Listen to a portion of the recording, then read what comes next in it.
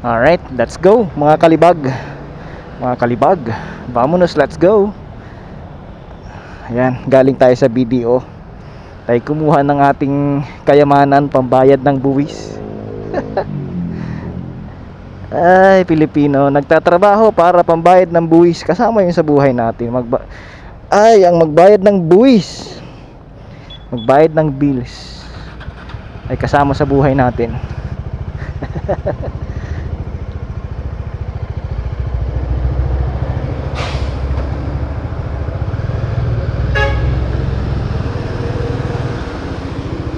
Alright, vamonos, let's go. Subscribe kayo.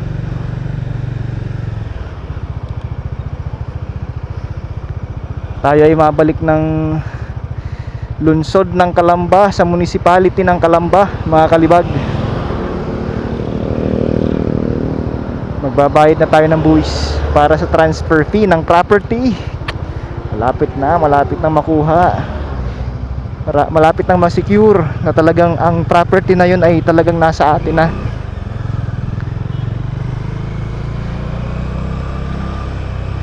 Sasabi na nating atin na ang property, mga kalibag.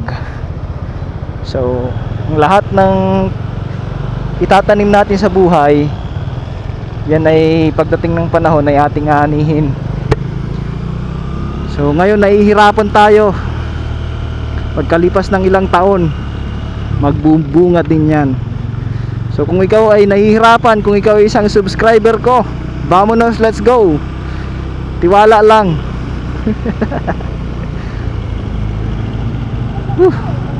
Dahil sa init ng panahon yan, mga kalibag, kaya tayo may hugot.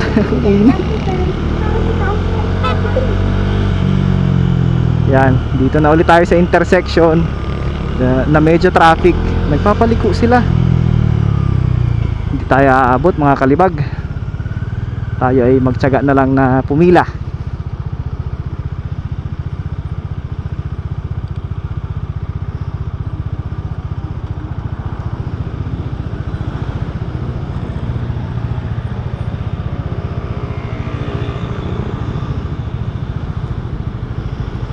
Alright,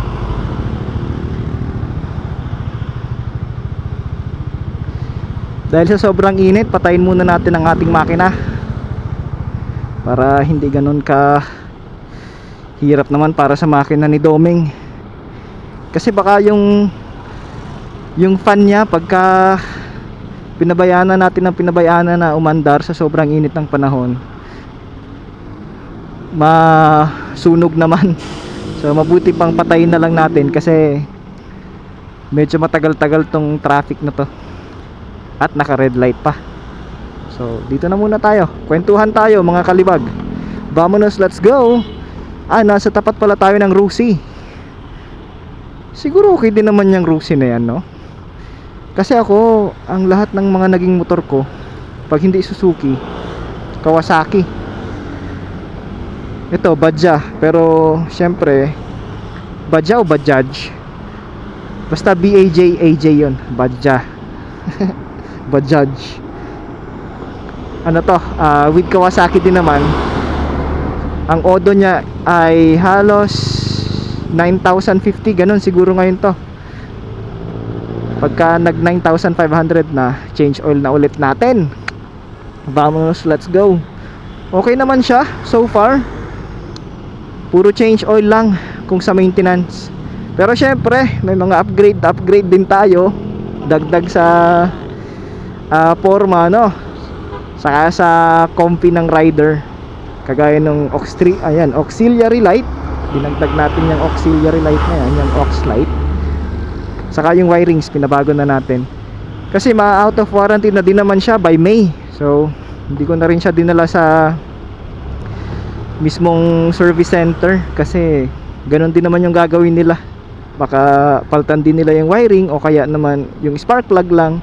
So mas mabuti na yon, secure na lahat yung wirings niya. Kasi parang nag-overheat no nung pagkabago.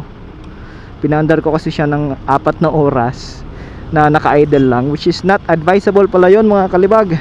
So kung kayo ay may bagong motor, huwag nyong gagawin yon. Hindi siya advisable. Kung i-break in nyo, i-break in nyo ng umaandar, wag nyong paandarin ng naka-idle lang. So that's wrong move. Nice one si kuya, oh, dire-diretso lang. Gayahin ko kaya yun, pero wag na lang. Dito na lang tayo sa likod. Ay, ito na. Umaandar na sila. Problema, ayaw niyang umandar ngayon.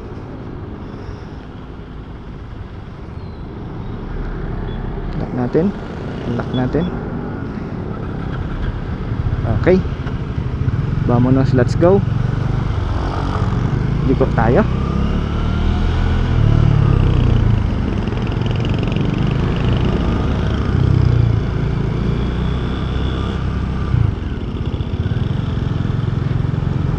Nakalock pala siya kanina, kaya ayaw kaagad umandar. Kailangan pala nating i-unlock. Let's go. Vamonos, let's go mga kalibag. Ang init. Bukas ko pa sana babayaran yon, yung transfer fee. Pero sayang naman yung oras, maaga pa. Mag-aalas 10 pa lang. 10:55 na pala, mag-11 pa lang. So kaya pa naman ang oras natin. Medyo mahaba ang naging tulog natin kagabi. So let's go. Bayaran natin ang ating responsibilidad na kinuha para sa bagong property. Alright, subscribe kayo.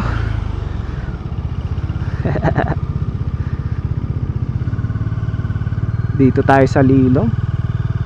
Okay lang na maglakad tayo ng medyo malayo-layo. At least ang ating sasakyan goods. Sa Lilong tayo. Ayun, dun. Dito.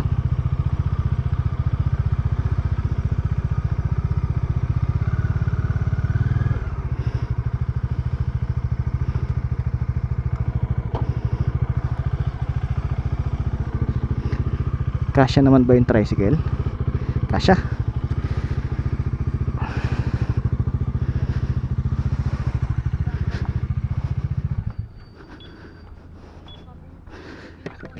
Okay guys, bumalik tayo sa Municipality of Calamba para bayaran na ang transfer tax ng lupa at bahay.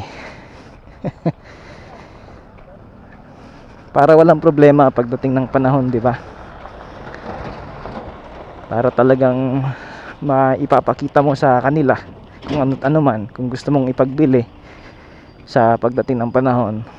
Pag nagmahal na siya, madali na lang ipagbili sa iba kasi nasa pangalan ko, di ba? Nasa pangalan nyo. So advice lang, kung nakabili kayo ng property at yun ay mortgage, utang sa Pag-ibig man o bangko, kung gusto nyo nang i-transfer yung property sa pangalan nyo, hanggat mura pa, i-transfer nyo na.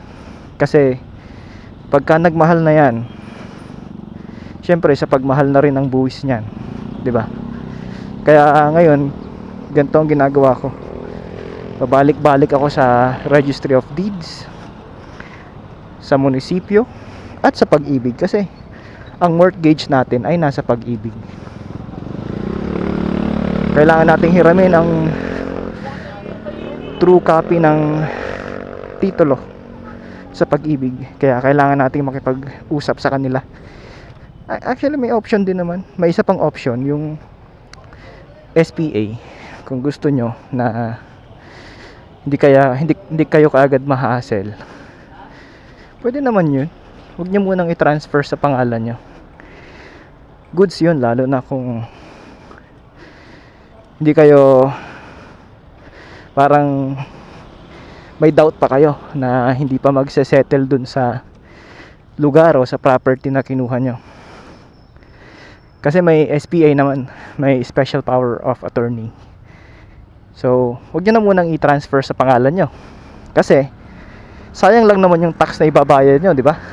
Kung hindi naman kayo sigurado, hintayin nyo na lang na mabayaran nyo kung naka-mortgage man yun. Mas maganda, di ba? Para kung ipapasalon nyo yun o kaya nabayaran nyo na, kung may SPA naman, edi mas goods yun. Pero parang mas goods kung hindi mo pa napalipat sa'yo, at kung undecided ka sa lugar na yon, na ayaw mo naman bayaran ng buo, gusto mo ipagbili lang, wag mo na munang bayaran ng buo, ipagbili mo na muna sa iba para makaiwas ka sa tax, di ba? Pero dapat naman ikaklaro mo yun sa bibili, i-discount mo naman yun dun sa actual price. Alright, vamonos, let's go.